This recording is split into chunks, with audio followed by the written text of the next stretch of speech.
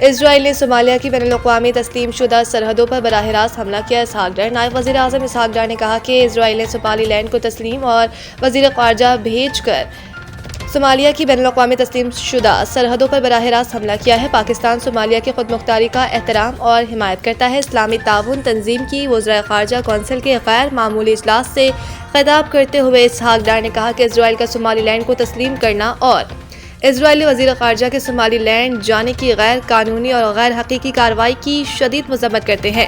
اسحاق ڈار نے کہا کہ اسرائیل کے وزیر خارجہ کے صومالی لینڈ کے دورے کی مذمت کرتے ہیں. پاکستان صومالیہ کی خود مختاری، وحدت اور علاقائی سالمیت کی مکمل حمایت کرتا ہے. اسرائیلی وزیر خارجہ کا صومالی لینڈ کا دورہ انتہائی تشویشناک ہے.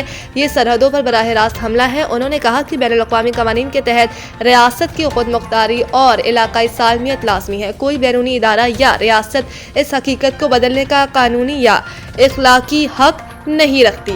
ایسے کسی بھی بیان یا عمل کو قانونی یا سیاسی اثر حاصل نہیں ہوگا.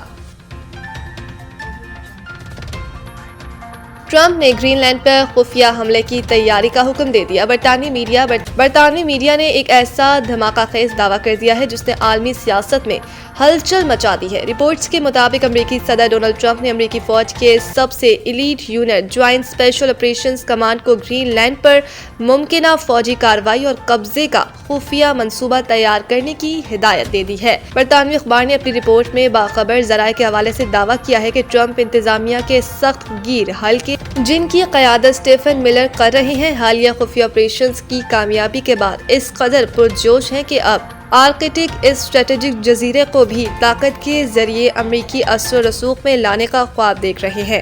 تاہم امریکی نظام کے اندر ہی شدید مزاحمت سامنے آ گئی ہے. رپورٹ کے مطابق امریکی فوج کے اعلیٰ جنرلز اور جوائنٹ چیف آف سٹاف نے اس منصوبے کو کھلے الفاظ میں غیر قانونی، ناقابل عمل اور تباہ کن قرار دے دیا ہے. عسکری قیادت کا موقف ہے کہ نہ تو کانگریس اس کی اجازت دے گی اور نہ ہی نیٹو اس کے نتائج برداشت کر سکے گا.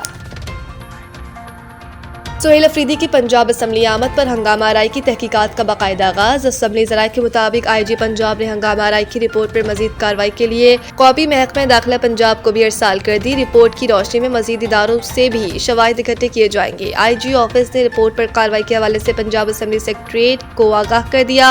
اس سے قبل اسپیکر پنجاب اسمبلی ملک احمد خان کی جانب سے بنائی گئی تحقیقات کمیٹی کی رپورٹ آئی جی پنجاب کو ارسال کر دی گئی تھی. آئی جی پنجاب کو ارسال کی گئی رپورٹ میں ویڈیو شواہد بھی موجود تھے. اسمبلی ذرائع کے مطابق آئی جی پنجاب کو ارسال کی گئی رپورٹ میں قانونی کارروائی کی استدعا کی گئی. رپورٹ میں معاملے کی تفتیش میں قانون نافذ کرنے والے اداروں کی مدد لینے کی تجویز دی گئی تھی. رپورٹ کے مطابق اسمبلی سیکیورٹی نے سب کو تحمل سے شناخت کی گزارش کی جس پر قافلے نے گالم گلوچ اور دھکم پیل کی. اپوزیشن کی جانب سے دی گئی لسٹ میں سزا یافتہ حیدر مجید کا نام بھی شامل تھا. رپورٹ میں بتایا گیا کہ اسمبلی سیکریٹریٹ نے موقع پر موجود اسمبلی سیکیورٹی کے بیانات بھی قلم بند کیے. پاکستان شدید سردی کی لپیٹ میں. ہنزہ میں درجہ حرارت -20 تک پہنچ گیا. کراچی سمیت ملک بھر میں شدید سردی کی لہر جاری ہے. پنجاب کی بات کی جائے تو پنجاب میں سردی اپنے عروج پر ہے جبکہ 10 سے 16 جنوری کے دوران پنجاب میں شدید سردی، دھند، برف باری کا الرٹ جاری ہو گیا ہے. دوسری جانب ہنزہ میں درجہ حرارت -20 تک ریکارڈ کیا گیا ہے جو انتہائی شدید سردی کی نشاندہی کرتا ہے. کوئٹہ میں بھی -1 کے قریب درجہ حرارت ریکارڈ ہوا. اسی طرح اسلام آباد، لاہور، پشاور جیسے شہروں میں بھی درجہ حرارت 4 سے 1 ڈگری ریکارڈ کیا گیا. کراچی جیسے ساحلی شہر میں بھی ٹھنڈی ہوائیں چلنے سے درجہ حرارت سنگل ڈیجٹ تک گر گیا ہے جو کہ تقریباً 7 سے 9 ہے. پنجاب، کے پی کے اور دیگر علاقوں میں صبح کے وقت گہری دھند کے باعث غیر ضروری سفر سے گریز کرنے کا کہا گیا ہے جبکہ ٹریفک بھی متاثر ہے.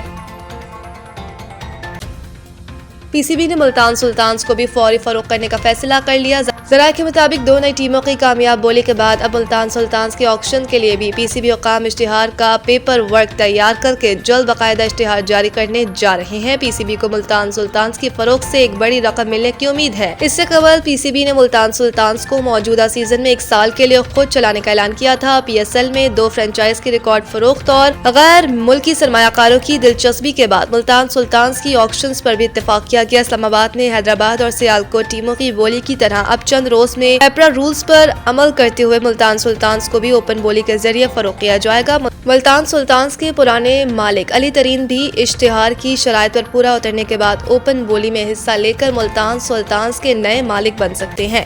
پی ایس ایل سیزن 11 میں ملتان سلطانز بھی نئے مالک کے ساتھ ایکشن میں ہوں گے.